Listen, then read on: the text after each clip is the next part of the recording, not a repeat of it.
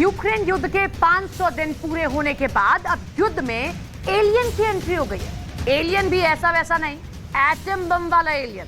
NASA के पूर्व अंतरिक्ष यात्री एडगर मिशेल ने दावा किया है कि एलियन परमाणु युद्ध में कूद सकते हैं। दावे के मुताबिक वो इससे पहले भी धरती पर चल रहे युद्ध में शामिल हो चुके हैं। सवाल है, एटम बम वाले ये एलियन क्या धरती पर मौजूद हजारों परमाणु बम की निगरानी कर रहे हैं?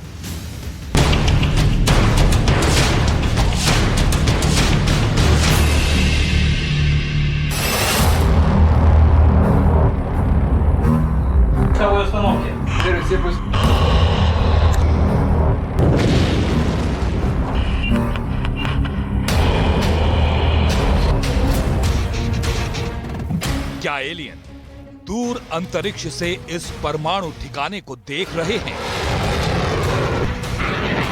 क्या इस परमाणु ठिकाने पर जो कुछ हो रहा है उस पर एलियन की नजर है? क्या रूस ने ऐसे जहां जहां परमाणु बम लगा रखे हैं वो एलियन के निशाने पर हैं? दुनिया में जहां जहां परमाणु हथियारों के नए अड्डे बन रहे हैं, क्या वो एलियन के टारगेट पर हैं? नासा के पूर्व अंतरिक्ष यात्री ने दावा किया है कि एलियन परमाणु युद्ध में कूद सकते हैं। दावा है कि इससे पहले भी एलियन परमाणु युद्ध में शामिल हो चुके हैं। नासा के पूर्व अंतरिक्ष यात्री का दावा है कि तब एलियनों ने परमाणु युद्ध को रोक दिया था। सवाल है कि क्या अब भी वो ऐसा कर सकते हैं? अगर यूक्रेन युद्ध में नौबत परमाणु हथियारों के इस्तेमाल की आ गई तो क्या पहले की तरह यूक्रेन युद्ध में भी एलियनों की एंट्री हो जाएगी?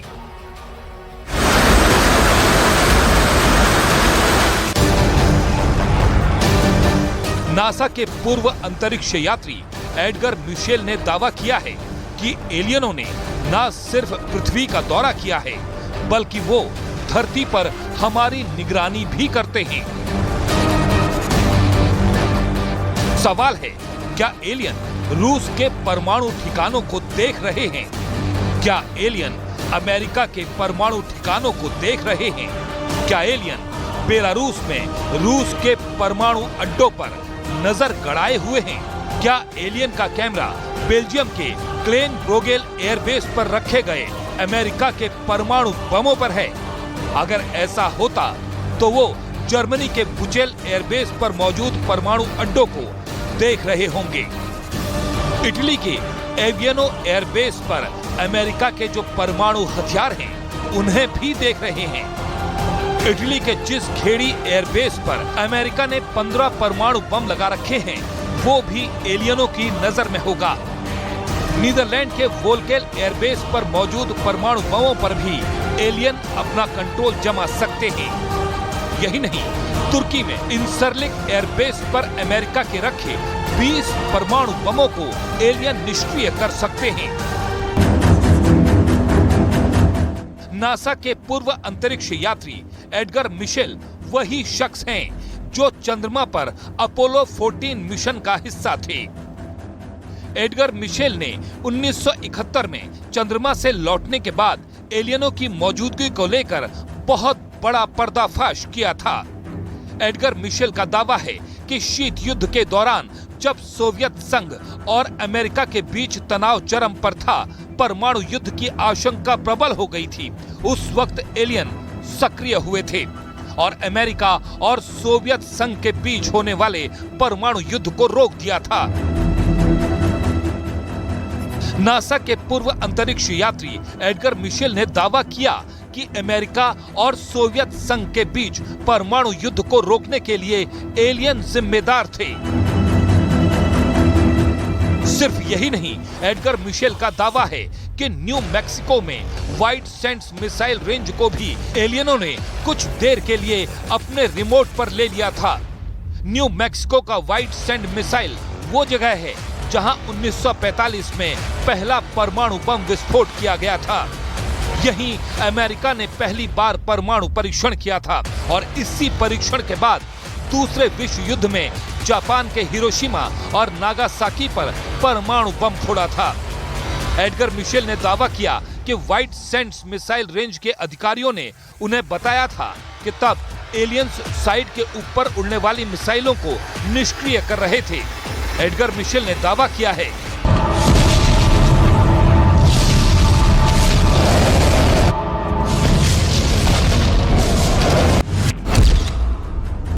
कि व्हाइट सैंड्स परमाणु हथियारों के लिए एक परीक्षण स्थल था और एलियनों की इसमें रुचि थी। वे हमारी सैन्य क्षमताओं के बारे में जानना चाहते थे। सैन्य और खुफिया समुदाय के लोगों के साथ मेरी बातचीत से पता चला कि एलियन हमें अपने पास रखने की कोशिश कर रहे थे, युद्ध में जाने से बचाने में हमारी सहायता कर रहे थे। यानी अमेरिका की नासा के पूर्व अंतरिक्ष यात्री का मानना है कि एलियन धरती की निगरानी करते हैं। वहीं रूस के पूर्व राष्ट्रपति और अभी रूस की सुरक्षा परिषद के उपाध्यक्ष दिमित्री मेदवेदेव का कहना है कि एलियन न सिर्फ धरती पर नजर रखते हैं बल्कि वो हमारे बीच रह रहे हैं। Люди в черном. Вышло несколько версий. Сколько их среди нас? Сколько их среди нас, рассказывать не буду, потому что это может вызвать панику. दिमित्री मेदवेदेव ने यह बयान देकर पूरी दुनिया को चौंका दिया था। मेदवेदेव का कहना था कि रूस के राष्ट्रपति के पास एक टॉप सीक्रेट फोल्डर होता है जिसमें धरती पर अभी तक आए एलियनों के बारे में जानकारी होती है।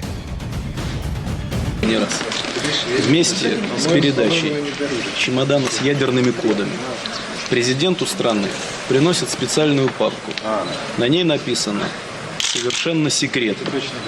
И она целиком и полностью посвящена пришельцам. ऐसा पहली बार नहीं है जब पृथ्वी पर एलियनों के आने की बात कही गई है। ऐसा पहली बार नहीं है जब परमाणु हथियारों को निष्क्रिय करने और सैन्य ठिकानों में एलियनों की रुचि दिखाने के आरोप लगाए गए हैं।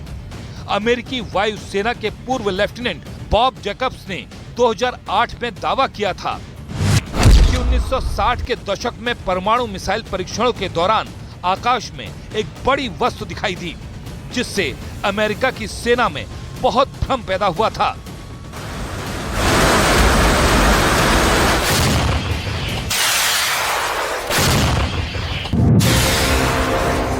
बड़ा सवाल है, जैसे 1960 में हुआ था, जैसे शीत युद्ध के दौरान होने का दावा किया जाता है, क्या उसी तरह यूक्रेन युद्ध के दौरान भी एलियन परमाणु युद्ध को रोक सकते हैं? क्योंकि पश्चिमी मीडिया के मुताबिक अगर पुतिन खुद को कमजोर पाते हैं तो हताशा में वो परमाणु हथियारों के इस्तेमाल को मंजूरी दे सकते हैं।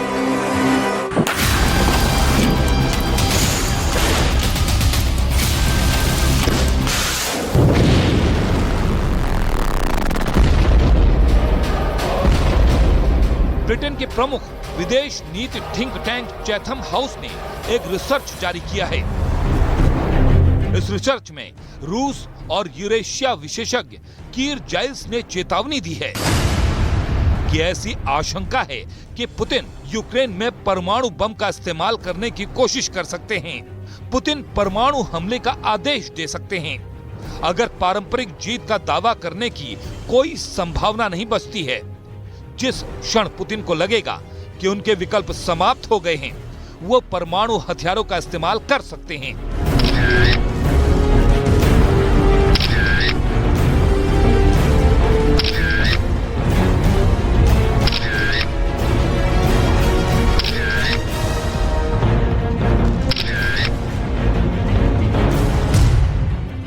ये वो तस्वीरें हैं जो पुतिन के परमाणु प्लान से पर्दा हटाती हैं।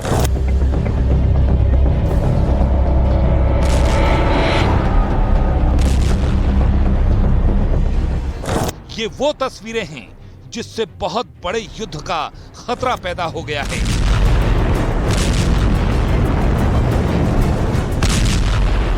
ये वो तस्वीरें हैं जिससे न्यूक्लियर वॉर की आशंका और बढ़ गई है। रूस ने कम से कम 27 बम वर्षक विमान एक साथ यूक्रेन के साथ साथ यूरोप में मौजूद नेटो देशों के काफी करीब अपने एक न्यूक्लियर एयरबेस पर खड़े कर रखे हैं। इतनी तादाद में बॉम्बर के होने के संकेत यूक्रेन के साथ साथ नेटो के लिए बहुत ही खराब हैं।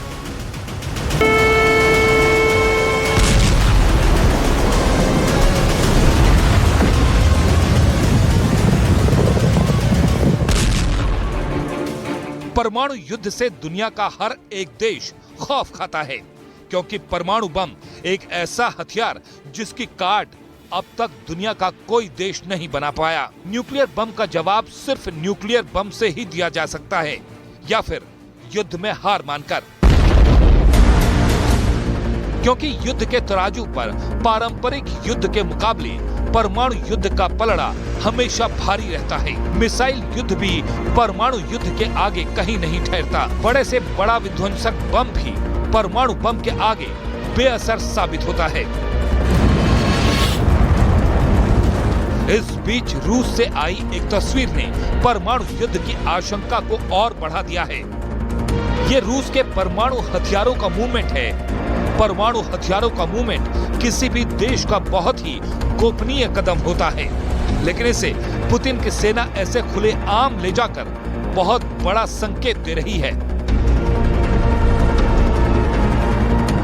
बड़ा सवाल है, क्या पुतिन अपने परमाणु बमों को लॉन्चिंग प्लेटफॉर्म तक पहुंचा रहे हैं?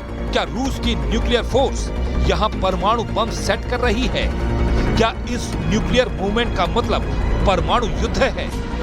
ऐसा रूस ने पहली बार नहीं किया है। यूक्रेन युद्ध के दौरान रूस ने कई बार अपने परमाणु हथियारों को ऐसे खुलेआम दिखाया है।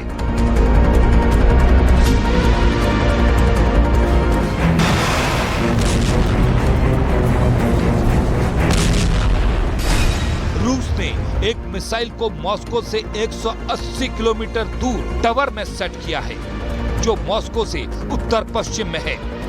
टावर से यूक्रेन 795 किलोमीटर दूर है। एस्टोनिया की दूरी 875 किलोमीटर है। लातविया 790 किलोमीटर दूरी पर है। लिथुआनिया 890 किलोमीटर है। ये सभी नेटो देश हैं जो पुतिन के परमाणु निशाने पर हैं। इसी हफ्ते पुतिन की न्यूक्लियर फोर्स ने अपनी दूसरी और तीसरी यार्स मिसाइल को मॉस्को से 290 किलोमीटर दक्षिण में कोजेल्स्की बेस पर जमीन में लोड किया है। यहाँ से भी पूरा यूरोप और अमेरिका रूस के निशाने पर है।